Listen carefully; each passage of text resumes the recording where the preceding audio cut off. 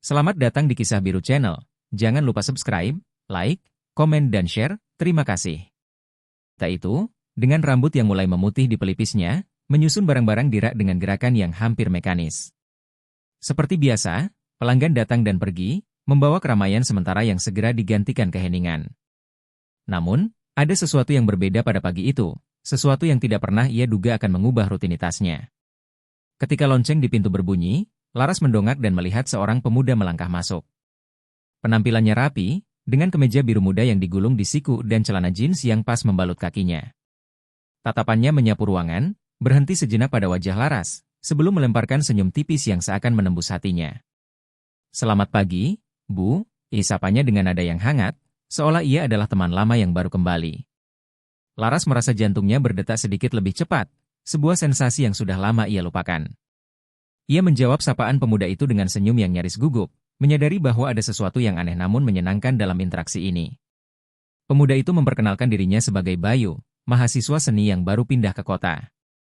Ia meminta alat tulis dan beberapa barang kecil, tetapi lebih dari itu, ia membawa percakapan yang ringan namun menyenangkan, membuat Laras merasa dihargai dengan cara yang jarang ia rasakan selama bertahun-tahun. Selama beberapa menit, toko itu dipenuhi suara Bayu yang bercerita tentang kecintaannya pada lukisan dan perjalanannya ke kota kecil ini. Laras mendengarkan dengan penuh perhatian, lupa pada barang-barang yang perlu ditata atau pelanggan lain yang mungkin datang.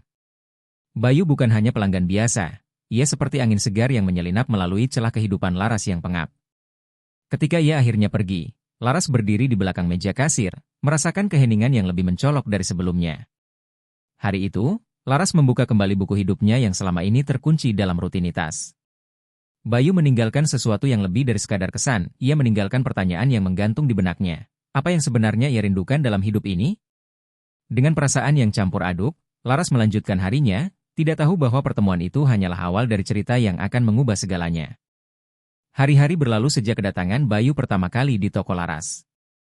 Ia menjadi pelanggan tetap, datang hampir setiap sore dengan alasan yang tampak sepele. Membeli minuman dingin, kertas catatan, atau sekadar menanyakan sesuatu yang remeh. Namun, setiap kedatangannya membawa suasana baru yang sulit diabaikan. Obrolan mereka, yang awalnya hanya tentang harga barang atau cuaca, mulai berkembang menjadi diskusi ringan tentang kehidupan. Bayu menceritakan mimpinya sebagai seniman, betapa ia ingin melukis sesuatu yang hidup dan bermakna. Laras, yang tak pernah membayangkan hidupnya lebih dari sekadar menjaga toko dan mengurus rumah, terpukau oleh semangat dan keberanian pemuda itu. "Kamu pasti punya impian juga, Bu," ujar Bayu suatu sore sambil tersenyum. Laras tergagap menjawab, karena ia sadar sudah lama tak memikirkan apapun selain rutinitasnya. Di sela obrolan mereka, Laras mulai memperhatikan hal-hal kecil tentang Bayu yang tak pernah ia perhatikan pada orang lain. Cara matanya berbinar saat berbicara tentang seni, suara tawanya yang khas, bahkan caranya menyingkirkan poni yang jatuh ke dahinya. Hal-hal itu, meski tampak sederhana, mulai menyalakan perasaan aneh yang ia tahu tak seharusnya ada. Ketika Bayu menyadari bahwa Laras selalu menyediakan minuman kesukaannya di etalase depan, ia tersenyum lebar. "Bu, Laras selalu perhatian, ya?" katanya ringan. Kalimat itu sederhana, tapi menghangatkan hati Laras seperti sinar matahari yang menyelinap di balik awan kelabu. Ia mencoba menyangkal perasaannya, menyibukkan diri dengan barang dagangan atau bercakap dengan pelanggan lain, tapi Bayu selalu hadir di pikirannya seperti melodi yang terus terngiang. Semakin sering mereka berbicara, semakin Laras merasa terjebak dalam pesona Bayu. Ia tahu ia seharusnya menjaga jarak, tapi Bayu seperti sebuah magnet, menariknya ke arah yang tak pernah ia bayangkan. Dalam hati, ia bertanya-tanya, apakah ini hanya kekaguman sesaat? Atau ada sesuatu yang lebih besar sedang tumbuh di balik tembok toko kecil ini?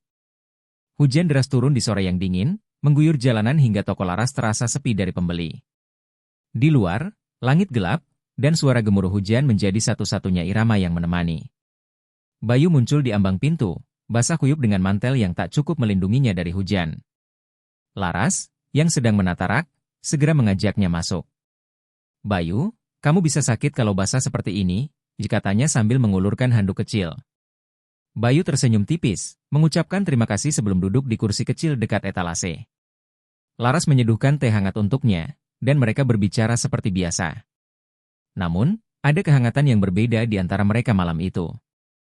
Obrolan tentang hujan dan seni berubah menjadi percakapan yang lebih dalam, tentang kesepian, kebahagiaan, dan impian yang belum tercapai.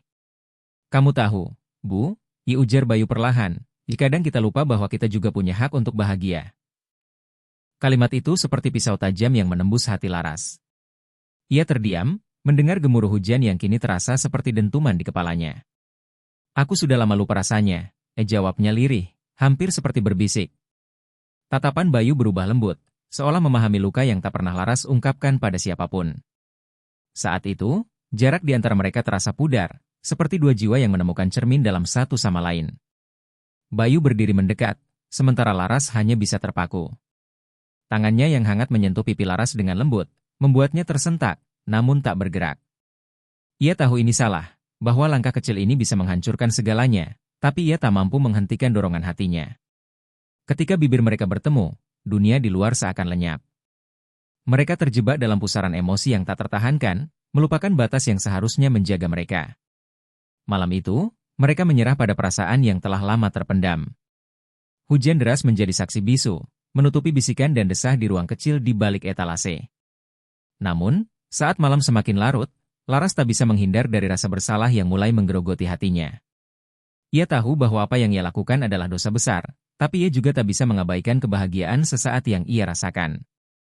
Ketika fajar mulai menyingsing, Laras hanya bisa bertanya-tanya bagaimana hidupnya akan berubah setelah malam itu. Pagi itu, Laras membuka toko dengan tangan gemetar. Malam sebelumnya terus menghantui pikirannya, seperti bayangan hitam yang tak kunjung pergi. Ia mencoba bersikap seperti biasa, mengatur barang dagangan, menyapa pelanggan dengan senyum palsu, namun hatinya terasa penuh dengan kekacauan. Ia tak bisa menghapus ingatan tentang Bayu, tentang tatapan matanya, tentang cara ia membuat Laras merasa hidup kembali. Bayu tak muncul di toko hari itu, juga hari-hari berikutnya. Laras tak tahu apakah ia merasa lega atau justru semakin gelisah. Tanpa kehadirannya, toko itu kembali terasa sunyi, seperti cangkang kosong. Di rumah, Laras mulai memperhatikan suaminya, Arman, dengan cara yang berbeda. Ia melihat pria yang telah mendampinginya selama 20 tahun itu tampak semakin diam, lebih sering tenggelam dalam koran atau televisi. Rasa bersalah mulai menggerogoti hati Laras. Ia mengingat momen-momen sederhana bersama Arman, makan malam dengan obrolan ringan, tawanya saat mereka menonton komedi murahan, dan cara ia selalu memastikan Laras memiliki segelas air di meja sebelah tempat tidurnya. Laras tahu Arman bukan pria sempurna, tetapi ia juga tahu bahwa ia telah mengkhianati pria yang selalu ada untuknya.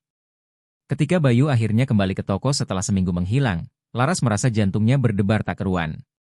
Namun, Bayu tampak berbeda, lebih tenang, lebih dingin, seolah jarak di antara mereka telah tercipta kembali.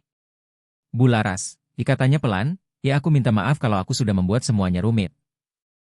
Kata-kata itu menusuk hati Laras. Ia ingin menyangkal, ingin mengatakan bahwa Bayu adalah satu-satunya yang membuatnya merasa hidup, tapi kata-kata itu tak pernah keluar dari bibirnya. Setelah Bayu pergi, Laras mengunci pintu toko lebih awal.